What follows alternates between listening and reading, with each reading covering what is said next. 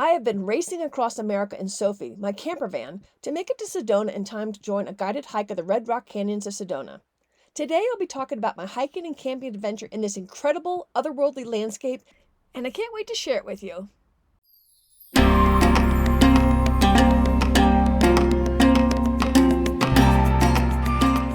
Welcome to the Active Travel Adventures podcast. I'm your host, Kit Parks.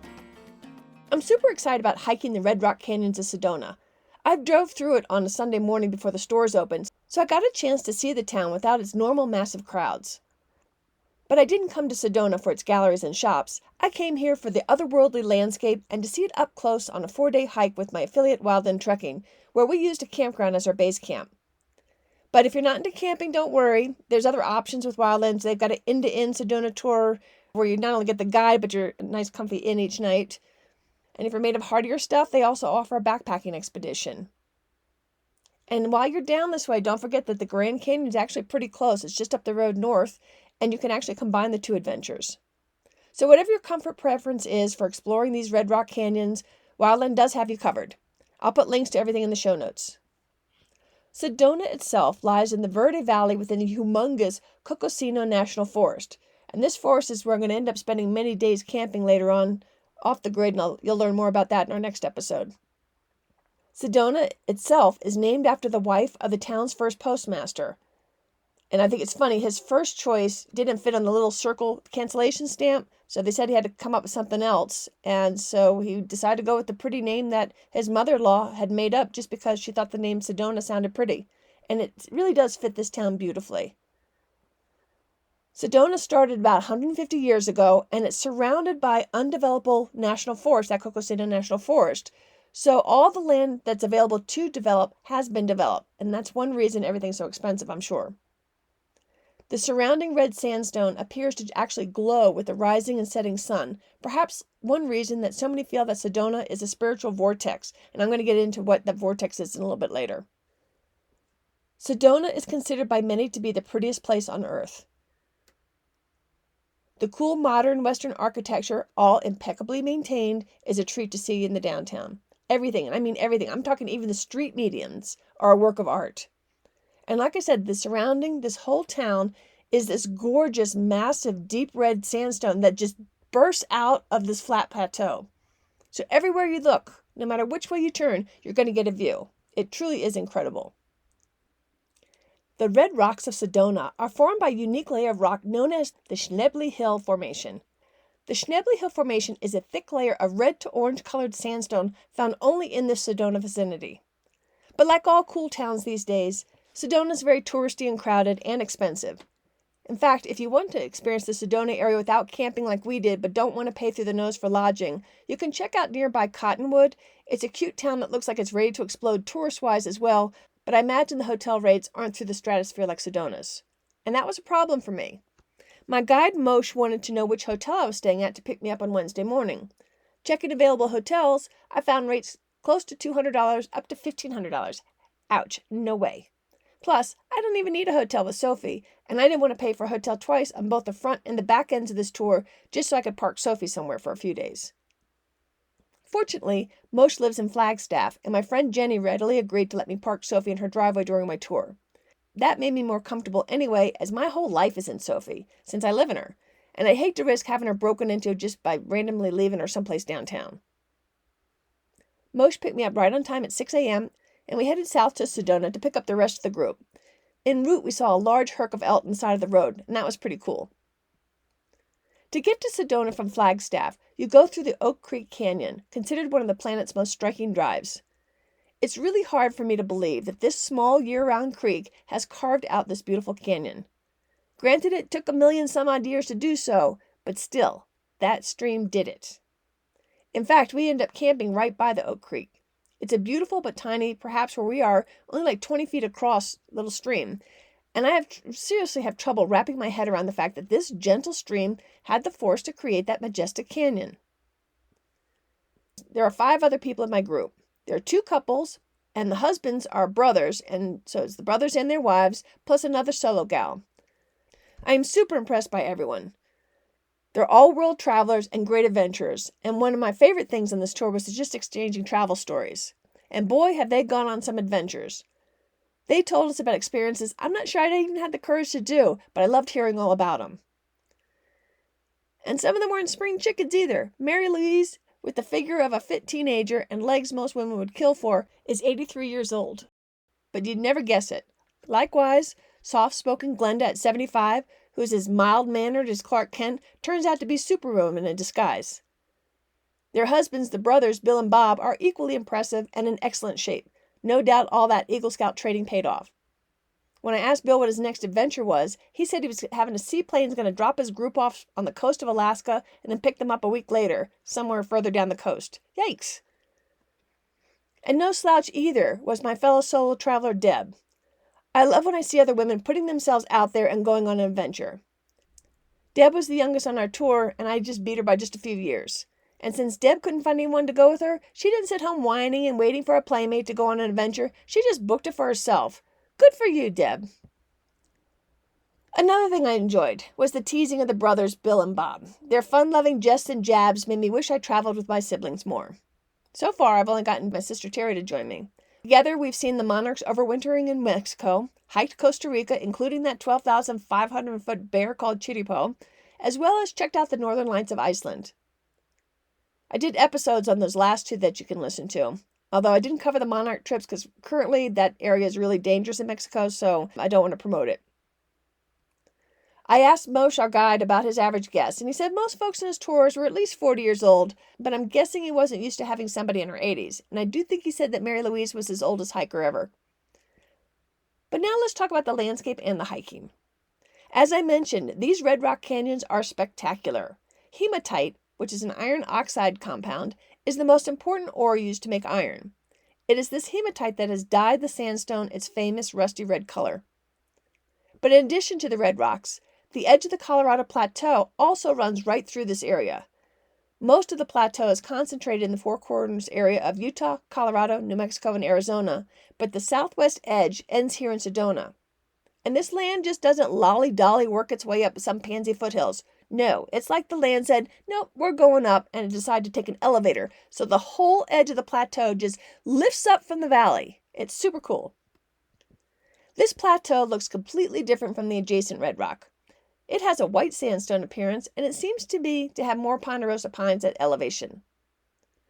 So on the other side of the plateau, Sedona finds itself at the base of the Mongolian Rim, and that's where we find that rust-colored hematite. This rim is about 200 miles long and can get as high as another 2,000 or 3,000 foot in elevation. And over time, the wind and the rain has eroded the earth into fantastical rock formations. The softer soil and the rock gives way, leaving the harder layers behind as buttes and canyons and mesas. But time and weather chips away at even them, leaving behind a dazzling array of just beautiful stone. On each of our 4 days of hiking, we're going to be going about 7 to 8 miles. Wild End Trekking rates the difficulty level as a 2 out of 5, but if you're susceptible to heat, I might make it a 3 for you. But as you'll always hear out west, but it's dry heat. So yes, it doesn't feel as hot, and I barely sweat, or rather I did sweat, but you don't feel it because the moisture is instantaneously whisked away from your body. And to combat this heat, Moshe had a cool treat. He packed a squirt bottle full of water. Whenever we stopped for a break, we would squirt ourselves and let evaporative cooling bring our temperatures back down. That squirt bottle was a popular treat, and I immediately copied that trick so I could use it on my Grand Canyon and other Utah adventures out in the desert. Thanks, Moshe.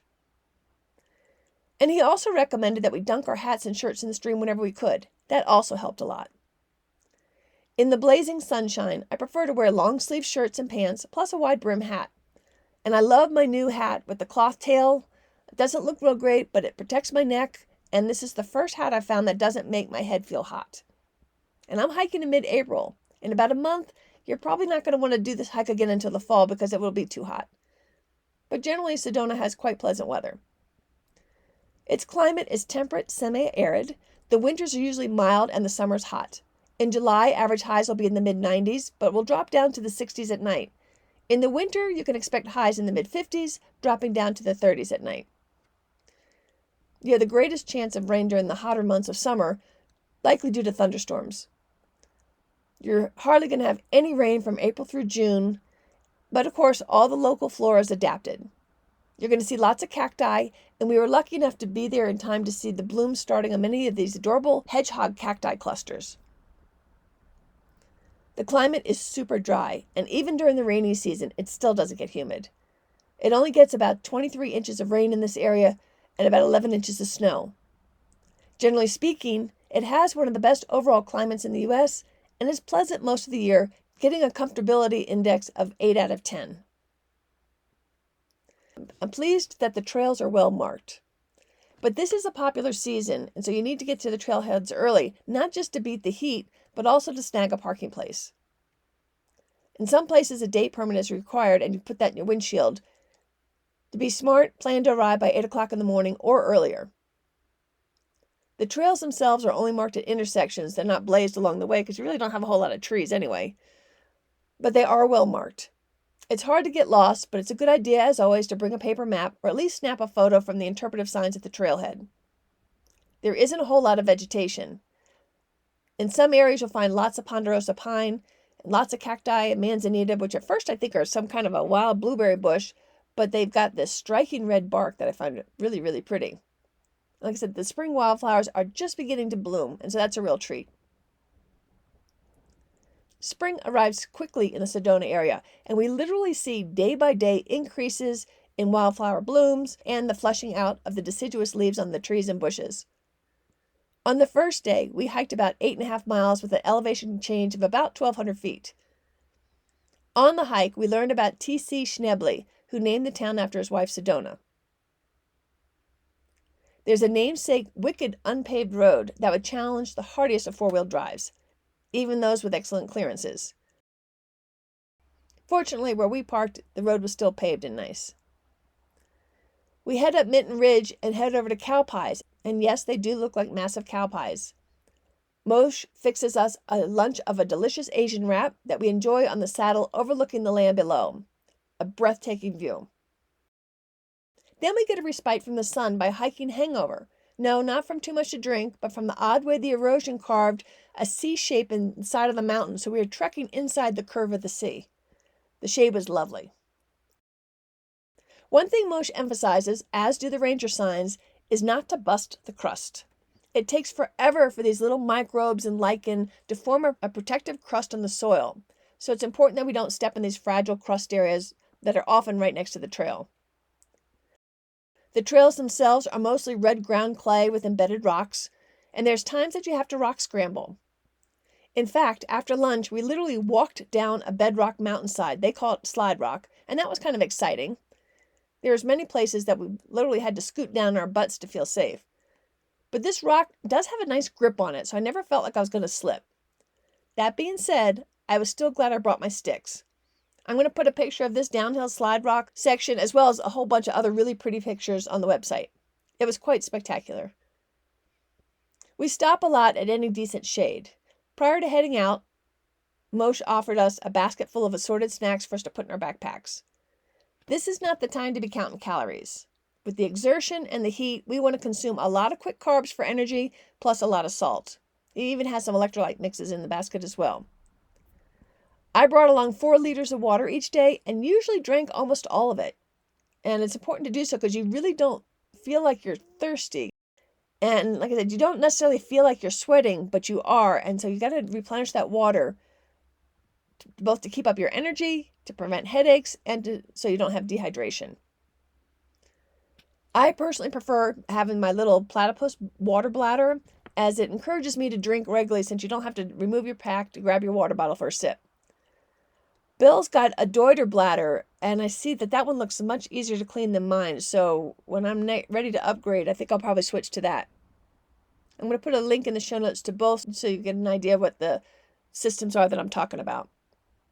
That's the only thing I don't like about my Camelback is it can be difficult to clean. We had a glorious but tiring hike, and we are glad to make it back to the Lolomai campground. This campground is nestled under the cottonwood trees that flourish around a water source like the Oak Creek. Our site is right next to the creek, and we get to enjoy the rumbling of the water over the rocks. Wildland trekking will give you all the gear that you need so you don't have to worry about buying it or lugging it on the plane. They can lend you a tent, a sleeping bag, day pack, and hiking poles. I chose to bring my own day pack, poles, and sleeping bag just because I already had them with me and Sophie, and I thought, correctly so, that their tent might be nicer than my tent, so I opted to use theirs. They also provided pillows, which was a real treat, a really nice mattress pad, and a cover sheet, so this was a nice treat for camping. The guides have a tough job. Not only do they need to herd us little chickens all day and try to keep us together, but they also do all the cooking and hauling all that junk for us for the most part. And Moshe carried a heavy pack loaded with our lunch.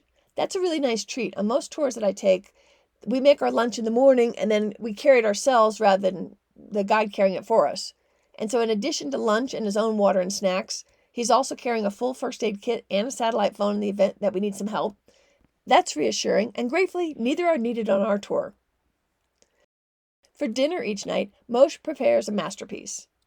Wildland lets the guides use their discretion to make what they want, and I have found that guides take special pride in providing especially good food. And after each meal, I exclaim, "This one's the best," only to have it be exceeded on the next. Out of thin air, he pulls out and makes Asian wraps, taco salad, barbecue, and more. Even the breakfasts are different and special.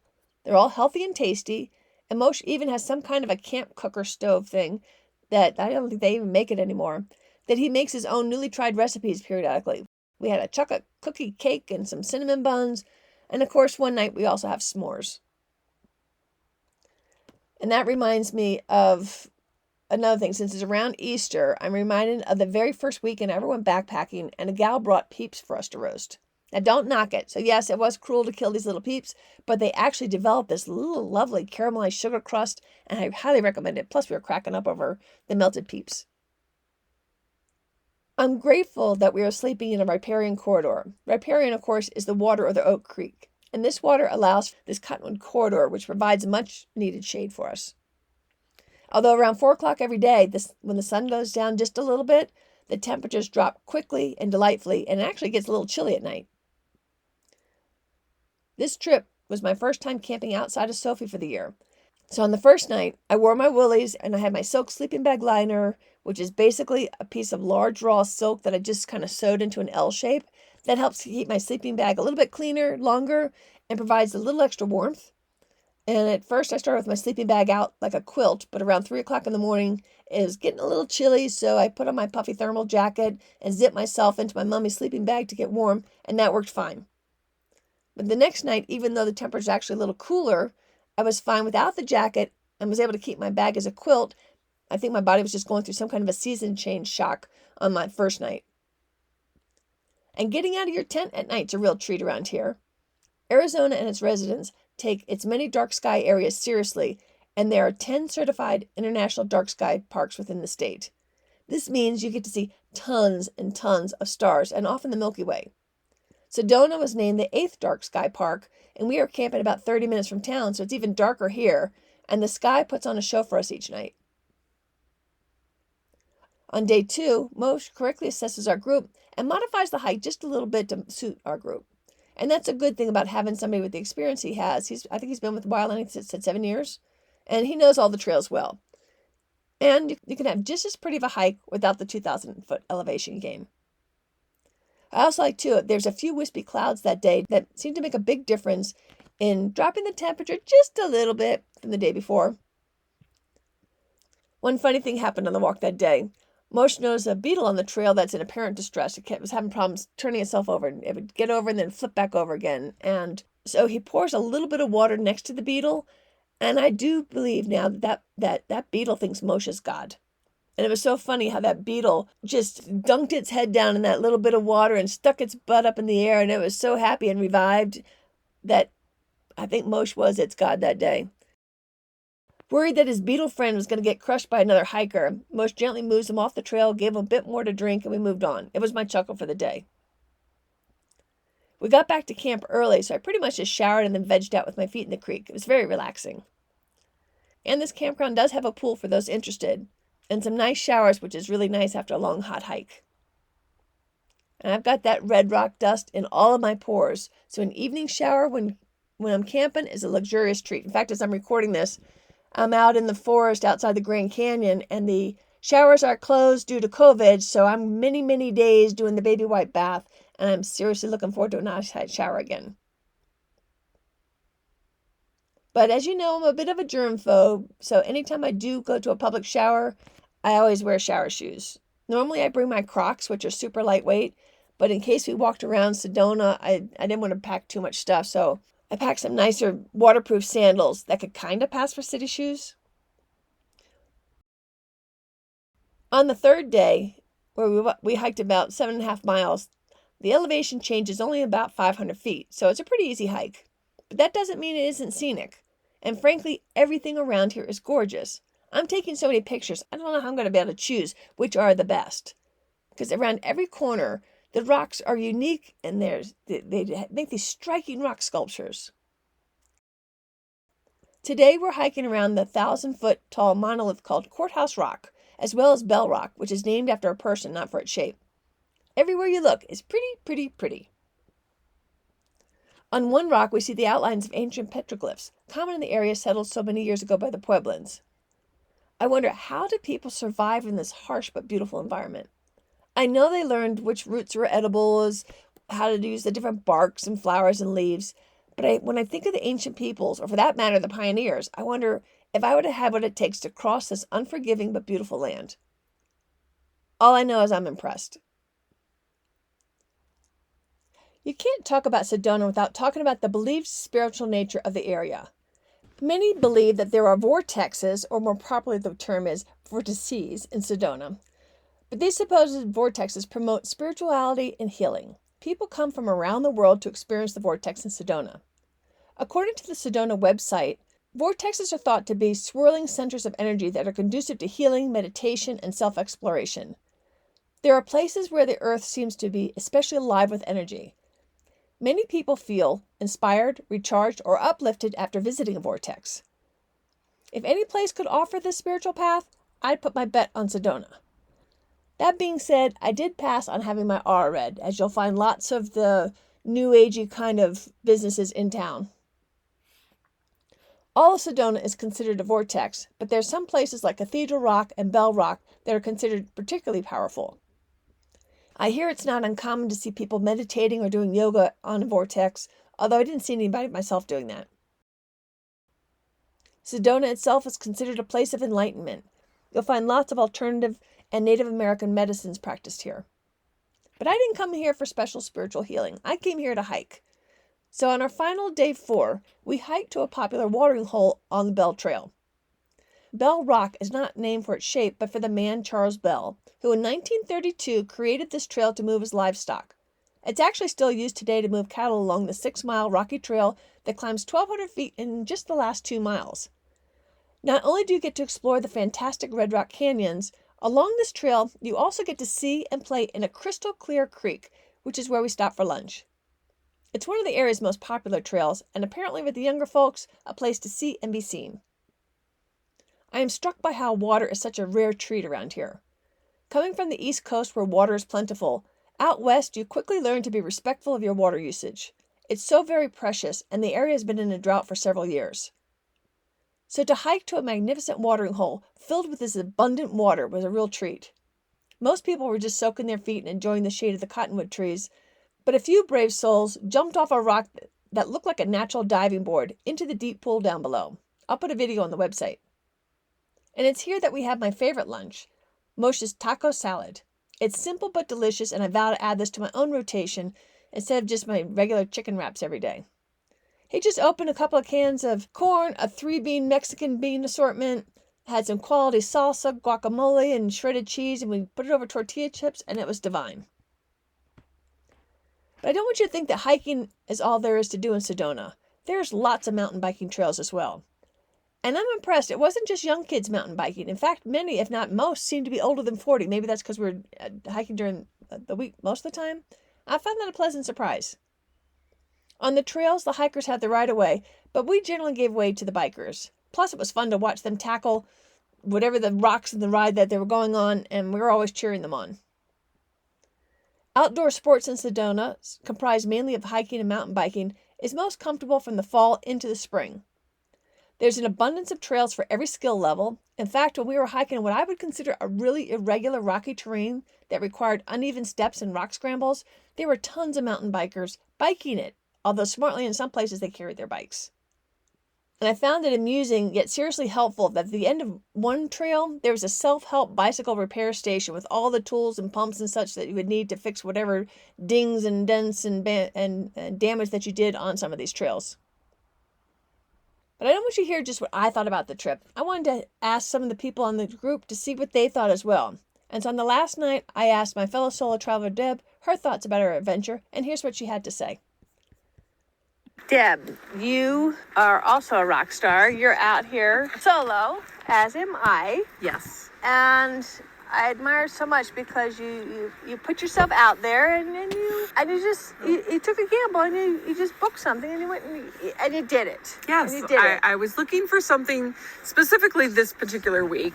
It's a special week for me in the year, and I wanted to find something that I could do adventure, but yet be comfortable.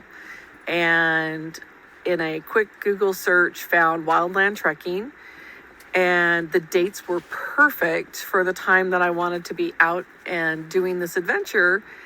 And it had all the accommodations that seemed to fit my needs. I don't have a lot of camping gear and feel more comfortable in a group, whether I know the people or not. And just the idea of camping at a base camp and then going out to local hikes that the guide knew well, and the company seemed to be well versed in this area. So I took a chance and booked it. And there's nothing better than an all-inclusive food and gear and etc. And Mosh. It was terrible. It's terrible, right? Oh, Yeah. Oh my God, it's terrible food. Tell us about the food. Mosh is a great cook, great variety. I've never used couscous for breakfast cereal in the morning, and it was delicious. And there's sausage. I mean, there was the entire week was great food. Plenty of vegetables and carbs and meats and everything, and it was all delicious. Just cooked superbly. And what was special about Sedona? I love Arizona. I have a sister who lives in Arizona and has for 40 years. And even though I'm from the Pacific Northwest, I love the arid heat and the beauty of Red Rock, Sedona area. I find the mystic side of Sedona intriguing. The crystals, the vortex, it's just really fascinating, along with the beautiful countryside. So I thought this would be the perfect place to spend this week. And how is it that you even got into this kind of adventure travel? I met a group of people online through Facebook that are all about using fitness and nutrition and community and outdoor life to get through grief. And since I lost my husband 8 years ago, that really spoke to me.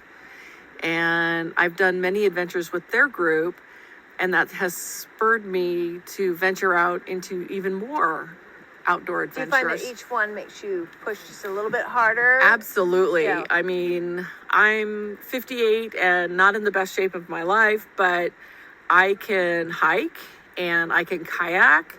And the more I push myself, the more mental sharpness I feel like I have, as well as just overall well-being, more connected to the world. And I think it's a great thing to be adventurous and spend time outdoors and risk meeting new people. Those are all wonderful things to do, especially in your later years. Definitely. So this is our last night. We're sitting around the campfire. Yes. How was this adventure? It was wonderful. The hikes were strenuous, but not outside of my reach.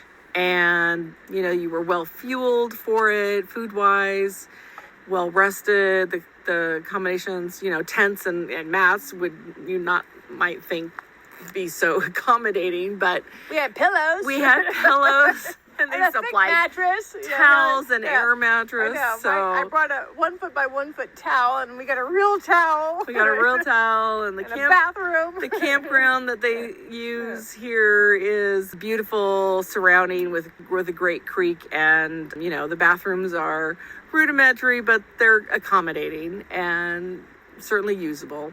So it wasn't high stakes Ritz hotel, but it was definitely comfortable. And for me, it's more about the community that I'm in, and these people were wonderful. I couldn't speak more highly of this organization. And how about the adventure itself? How about the Red Rock Canyons and all that?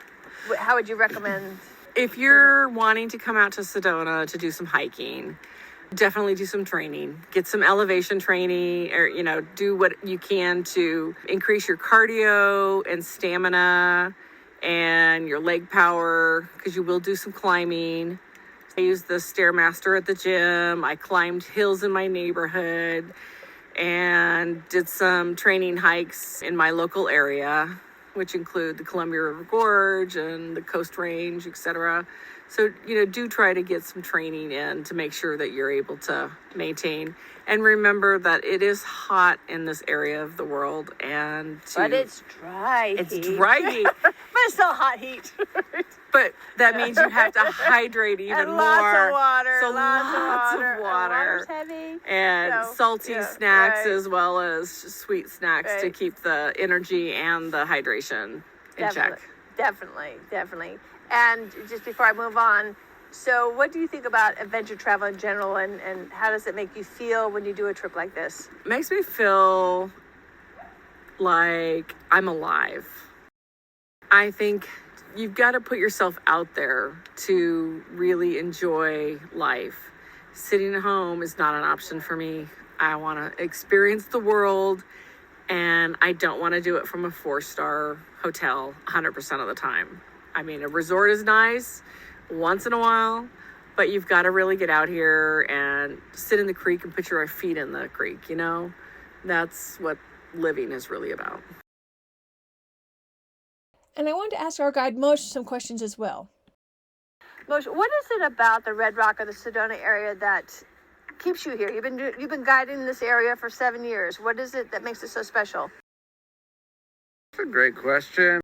It's just I don't know, there's a special vibe around here, and I mean, we talked about the vortexes, right? And you believe in that or you don't, but I mean, it's just a beautiful area, and it's special to me, and I love the diversity, I love that we have these amazing red rocks here, and we have Flagstaff and the Grand Canyon and all this amazing stuff. Ancient peoples have been here for over 13,000 years, and I just really respect the people that have come before me, and I'm happy to share it with people like you. Yeah, and you've done a great job of that. And also, so this is my first time with Wildland Trekking, which is my new affiliate.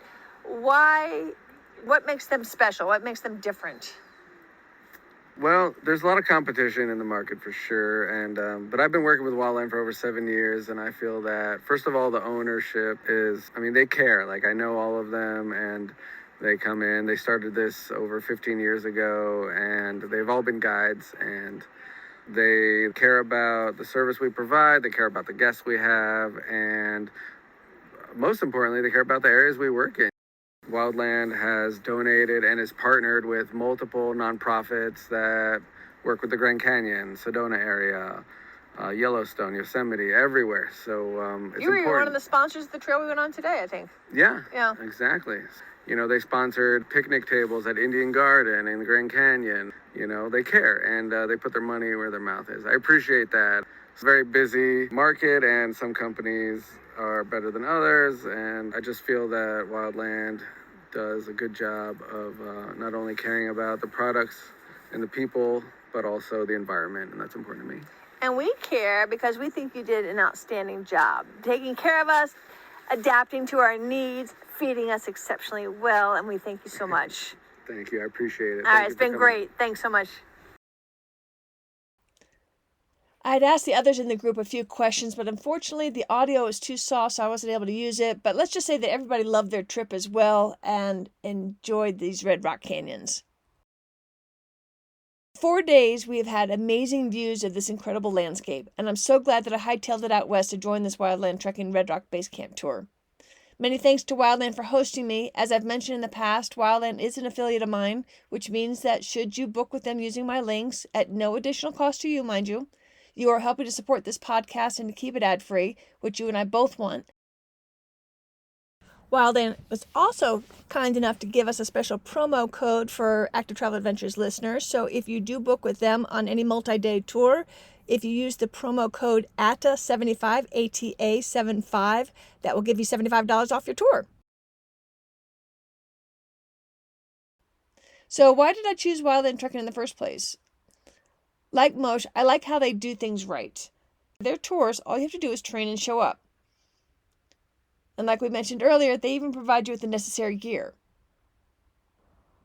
One thing Moshe mentioned after the recording was that another thing he likes about this company is about half the guides are female, which is very unusual in this industry.